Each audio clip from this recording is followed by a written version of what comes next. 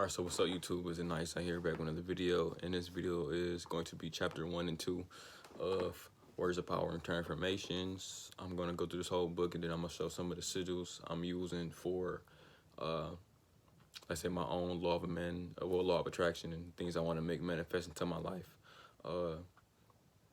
As I go, when I get to those parts where they're showing the sigils and like the signs and like the pronunciations and things like that, I'm going to go through the ones I'm really looking forward to and I am going to be using, just because I know this book work. I'm not gonna lie, I've used a couple of them and I'm like, damn, like I wouldn't expect some of these things to happen quick. Like with the lucid dreaming, my lucid dreaming been like on like 100. Like it's been so easy to lucid dream, and I'm like, damn, not lucid dream, but my dreams have become more vivid. And of course, you know, these type of things, it takes time. It's not gonna be that easy, but you gotta keep pushing, gotta keep trying. But they say you gotta practice until something happens. You gotta push until something happens. That's what practice means. But yeah, so without further ado, let's get right into it. Where did the magical words of Celestine light come from? Secret magical words of power have been used in prayers, hexes, curses, and incantations of manifestation and transformation by shamans, priests, witches, and wizards from the earliest recording of written language. Ancient Egyptian and Greek potpourri, such as the Great Sea, Magic, I don't know how to pronounce that, have unearthed dating back as far as the 4th century BC that are full of magical incantations. Over time, involved rituals and incantations were reduced down to their most powerful essences. Not unlike a modern writer who strives to convey the message of the story in the most concise and impactful way possible. For instance, in the first chapter of the Great Sea Magic, which goes into great ritualistic detail on how to acquire supernatural assistance. A key part and reduced down to the Greek word of, I don't know, I'm not even about to even pronounce that. Celestine light was founded by Yahshua of Nazareth over 2,000 years ago in holy lands of Middle East. Through the modern Christians would be aboard to consider that the early Christians, including the magical apostles and highest leaders, employed spells and magical powers. It was in fact common among Celestines. They viewed spells as consecrated forms of prayer, paranormal abilities as their birthright from God. Not only were there specific incantations, magical tools, and words of power introduced and taught by Yahshua as recorded throughout the 800 pages of the Oracles of Celestine Light, but his wife, Miriam of Magdala, better known in the modern word as Mary Magdalene, was held in awe and sometimes feared by all who knew her and have heard of her because of her unequaled magnitude of her magical abilities. Miriam's mystery of supernatural powers, combined with her profound spirituality and many years of personal witness to the teachings and majesty of Yahshua, culminated in her becoming the angel of the covenant. In addition to the oracles, her deeply moving story is told in further detail in the books of Inception and Destiny, as shared by her brother Lazarus of Bethany. Through some come other ancient sources. Most of the words of power found within this book come from teachings of Celestine light. These are sacred words in the language of Elohim, the language of God. If we were endeavoring to use the most potent words of power, none would be greater than those who use the same purpose in the Celestine realms of Elohim. There are two broad categories of words of power. The first are used to create specific actions, such as physical or emotional healing. Specific angels of Elohim to help you achieve a purpose.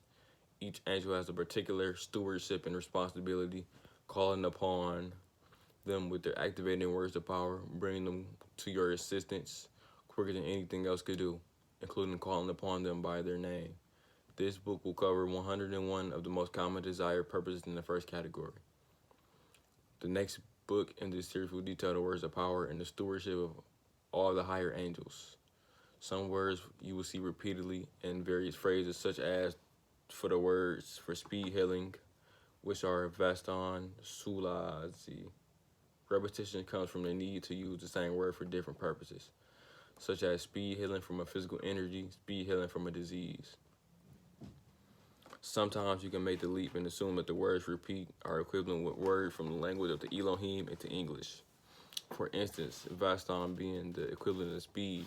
However, there are other instances where one or two words may be encompass an entire phrase with no comparable word for word English equivalency, such as number 84, instantly calm your anger, which translates into the is it talila talali. And this and similar incidents, a single word captures the meaning of the entire phrase in English.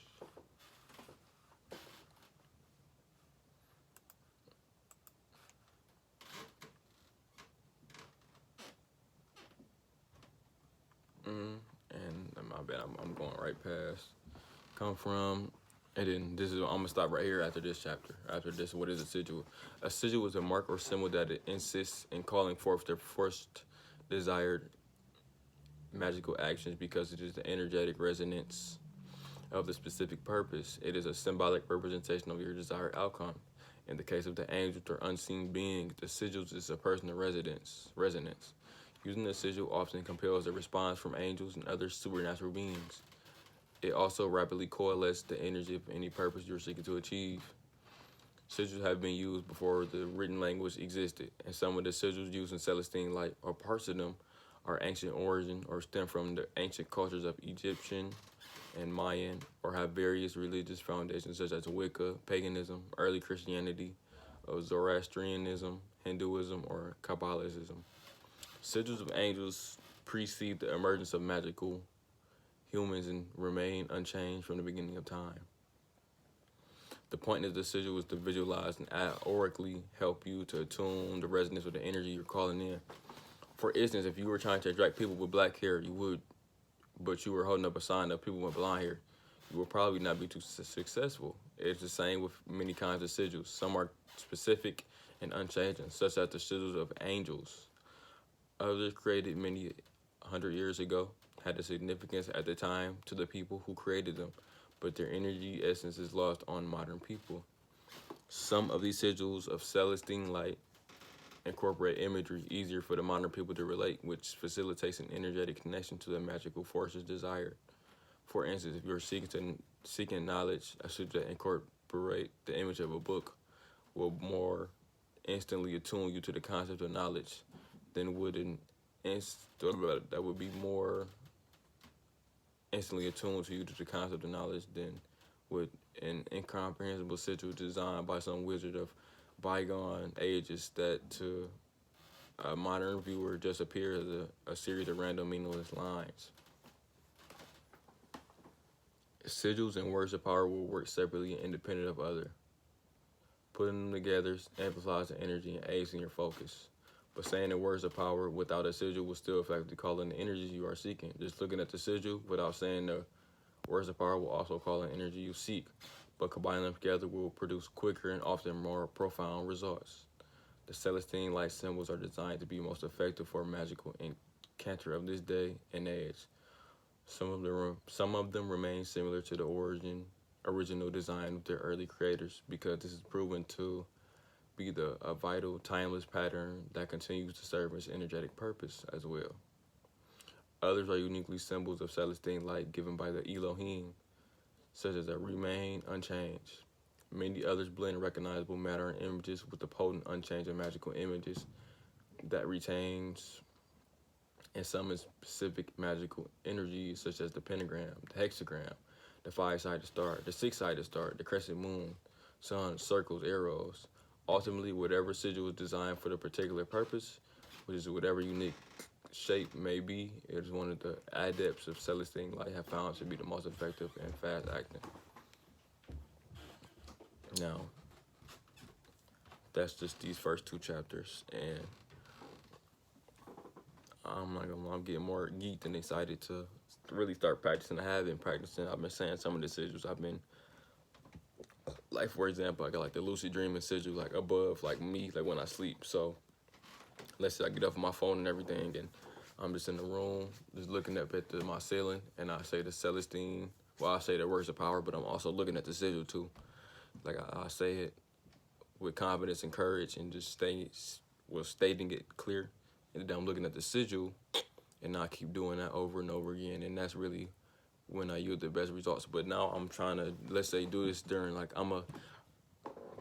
I got a couple sigils I'm gonna use, but I'm also get a couple times during the day where I got 5 minutes, couple minutes, and just say them like that while I'm looking at the sigil, just because I need the. I ain't. I'm very busy. I just got too much shit I gotta do, and I still need to get my spiritual work in. So that's where I gotta come in and trying to find a way to, you know, get some spiritual weightlifting in. Like that's the only way I can do it is if I can spread it out through the day. So yeah, I thank y'all for tuning in. Please tune into the next chapter. Please stay with me through this whole series. I'm not gonna lie, this is a good book. I want to finish Secrets of Instant Healing because I am in school and just getting better at becoming more of a healer. I want to step into the tantric healing and the quantum healing stuff. So, but I know I got to do my research and really get down to it and just really get better with purifying my vessel. So I appreciate y'all for y'all tuning in. It's gonna be a lot of good stuff. I'm not gonna lie. So please stay tuned. Damn, my bad, y'all. I gotta go to sleep. But thank you.